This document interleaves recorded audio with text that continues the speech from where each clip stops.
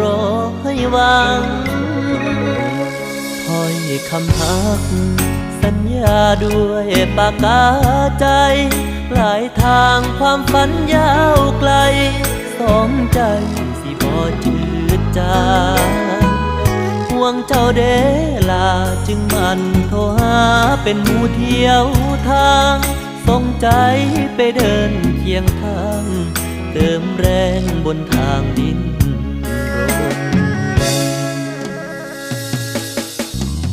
ฟ้า